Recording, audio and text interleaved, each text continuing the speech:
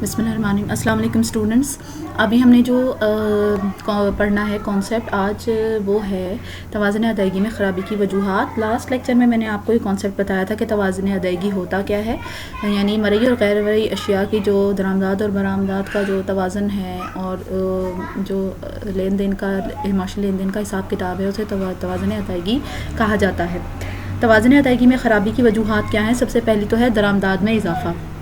آپ کو میں نے بتایا تھا کہ توازن ادائیگی خراب کب ہوتا ہے، خسارے میں کب ہوتا ہے، جب ہماری درآمدات کی ادائیگیاں برآمدات کی وصولیوں کے مقابلے میں کم ہو جاتی ہیں، تو اس وقت جو ہے وہ ہماری درآمدات کی ادائیگیاں برآمدات کی وصولیوں کے مقابلے میں زیادہ ہو جاتی ہیں تو توازن ادائیگی خراب ہو جاتا ہے۔ تو پہلی وجہ جو خرابی کی ہے وہ یہی ہے کہ درآمدات میں اضافہ ہو جاتا ہے۔ اگر کسی ملک کی درآمدات میں اضافہ ہوتا چلا جائے تو اس ملک کی ادائیگیاں وصولیوں کے مقابلے میں زیادہ ہو جاتی ہیں اور اس کا توازن ادائیگیوں کا توازن خسارے میں ہو جاتا ہے۔ ہو سکتا ہے وہ ملک معاشی لحاظ سے ترقی کر رہا ہو تو اسے اشیاء سرمایہ مشینری وغیرہ کی ضرورت ہو تو وہ باہر سے درآمدات بڑھاتا ہے، یا پھر ایسے بھی ہوتا ہے کہ وہاں کے افراد جو ہیں وہ اشیاء صارفین کی طلب میں اضافہ کر دیں تو درآمدات میں اضافہ ہو جائے۔ دوسری وجہ ہے ادائیگیوں میں توازن کی خرابی کی، ادائیگیوں کے توازن میں خرابی کی، وہ برآمدات میں کمی ہے۔ برآمدات میں کمی کی وجہ سے جو ہے وہ ہماری وصولیاں جو ہیں وہ کم ہو جاتی ہیں۔ اگر برآمدات میں کمی واقع ہو جائے تو ادائیگیوں کا توازن خراب ہو جاتا ہے، کیونکہ ہماری جو وصولیاں ہیں وہ ادائیگیوں کے مقابلے میں کم ہو جاتی ہیں۔ اب جیسے کوئی زرعی ملک ہے، جیسے ہمارا ملک ہے، اس میں اگر سیلاب، قحط یا خشک سالی کی وجہ سے زرعی پیداوار میں کمی آ جائے تو اس کے بدلے میں فصلیں خراب ہو جائیں گی اور برآمدات کم ہو جائیں گی۔ اور سم ٹائمز ایسے ہوتا ہے کہ باہر کی منڈی جو ہے اس میں مقابلہ سخت ہو جاتا ہے، اس کی وجہ سے برآمدات کی قیمتیں یا پھر بڑھ جائیں تو پھر طلب کم ہو جاتی ہے۔ اس صورتوں میں برآمدات میں کمی ہونے سے توازن ادائیگی خراب ہو جاتا ہے۔ اگلی وجہ ہے فنی ترقی۔ کوئی بھی ملک جب فنی ترقی کرتا ہے، یعنی اس میں ٹیکنالوجیکل پروگریس آتی ہے، کوئی چیز ایجاد کرتا ہے، نئے طریقے پیداوار اختیار کرتا ہے، تو اس کا اپنا توازن تو بہتر ہو جاتا ہے، لیکن جو دوسرے ممالک اس کے ساتھ تجارت کر رہے ہوتے ہیں ان کا ادائیگیوں کا توازن خراب ہو جاتا ہے، کیونکہ درآمدات کی مقدار اور مالیت دونوں میں اضافہ ہو جاتا ہے۔ جیسے کہ رنگین ٹی وی ہیں، سافٹ ویئر، کمپیوٹرز وغیرہ ہیں، ان کی مانگ میں جب اضافہ ہوا تو ترقی یافتہ ممالک کی برآمدات تو بڑھ گئی، لیکن ساتھ ہی ترقی پذیر ممالک کی درآمدات بھی بڑھ گئی اور ان کا ادائیگیوں کا توازن خراب ہو گیا۔ اس کے علاوہ ہے افراط زر۔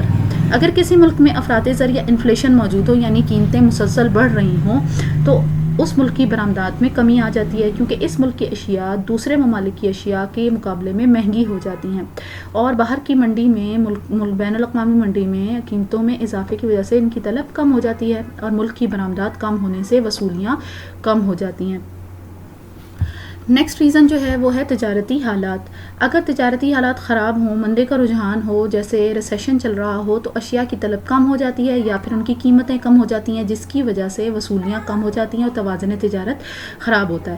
جب توازن تجارت خراب ہوتا ہے تو ادائیگیوں کا توازن بھی خراب ہو جاتا ہے۔ نیکسٹ ہے غیر موافق نسبت درآمد و برآمد۔ اگر کسی ملک کی نسبت درآمد و برآمد جو ہے وہ ٹھیک نہ ہو تو اس ملک کا توازن ادائیگی بھی خراب ہو جاتا ہے۔ درآمد و برآمد میں یعنی برآمدات کی قیمتیں کم ہیں اور درآمدات کی قیمتیں زیادہ ہیں تو پھر نسبت درآمد و برآمد ٹھیک نہیں رہتی۔ اس کے علاوہ تجارتی پابندیاں ہیں۔ اگر کوئی ملک اپنی تجارت پر پابندیاں لگا دے، یعنی بھاری ٹیکس لگا دے تو یا کوٹا لگا دے، تو دوسرے ممالک جو ہے اس کو برآمدات ان کی کم ہو جاتی ہیں اور ان کا ادائیگیوں کا توازن خراب ہو جاتا ہے۔ غیر ملکی قرضے اگر بہت زیادہ ہو جائیں، کوئی ملک بہت زیادہ غیر ملکی قرضے لے لے تو زر مبادلہ کی بھاری رقم قرضے کی ادائیگی میں اور اس کے سود کی ادائیگی میں چلی جاتی ہیں، جس کی وجہ سے ادائیگیوں کا توازن خراب ہو جاتا ہے۔ غیر مرئی مدات ہیں۔ کسی ملک کی غیر مرئی مدات جو ہیں ان کی برآمدات میں کمی ہو جائے یا غیر مرئی درآمدات بڑھ جائیں، یعنی خدمات کی درآمدات بڑھ جائیں اور برآمدات کم ہو جائیں تو ادائیگیوں کا توازن خراب ہو جاتا ہے۔ لاسٹ ریزن جو ہے توازن ادائیگی میں خرابی کی وہ ہے ساختی عدم توازن۔ بعض اوقات معیشت میں جو ہے وہ ایک عدم توازن پیدا ہو جاتا ہے جس کی وجہ سے ادائیگیوں کا توازن خراب ہو جاتا ہے۔ مثلاً ملک کے اندر عاملین پیدائش کی پروڈکٹیوٹی بڑھ جائے اور ان کے معاوضے بڑھ جائیں، لیکن ان کے معاوضوں میں اضافہ کی نسبت ان کی پیداوار کی قوت کم ہو تو پھر یہ ساختی تبدیلی کہلائے گی۔ تو اس کی وجہ سے کیا ہوگا کہ قیمتیں معاوضہ بڑھنے سے قیمتیں تو بڑھ جائیں گی لیکن ان کی پروڈکٹیوٹی نہیں بڑھے گی اتنی، تو برآمدات کم ہو جائیں گی اور ادائیگیوں کا توازن خراب ہو جائے گا۔ تو اس طرح پتہ چلتا ہے کہ ادائیگیوں کا توازن خسارے میں رہتا ہے اور معیشت جو ہے اس کے لیے یہ نقصان دہ ثابت ہوتا ہے۔ نیکسٹ لیکچر میں انشاءاللہ ہم پڑھیں گے کہ توازن ادائیگی کو درست کرنے کے اقدامات کون کون سے ہیں، ٹھیک ہے۔ ابھی ہم نے جو ساری ریزنز پڑھی ہیں ان میں کون کون سی ہیں؟ ایک تو درآمدات میں اضافہ ہے، برآمدات میں کمی ہے، فنی ترقی ہے، افراط زر ہے، تجارتی حالات ہیں، غیر موافق نسبت درآمد و برآمد ہے، تجارتی پابندیاں ہیں، غیر ملکی قرضے ہیں، غیر مرئی مداد ہے اور ساختی عدم توازن ہے۔ آپ کو یہ لانگ کوسچن بھی آ سکتا ہے کہ توازن ادائیگی میں خرابی کی وجوہات بیان کریں، اور اس میں آپ نے یہ ڈیٹیل میں دینا ہوگا۔ اور اگر آپ سے شارٹ کوسچن میں پوچھا جائے کہ توازن ادائیگی میں خسارے کی یا خرابی کی وجوہات کیا ہے، تو پھر آپ نے کیا کرنا ہے کہ آپ اس میں صرف 4 جو ریزنز ہیں اس کے وہ دے دیں گے۔ اوکے، ٹھیک، اللہ حافظ۔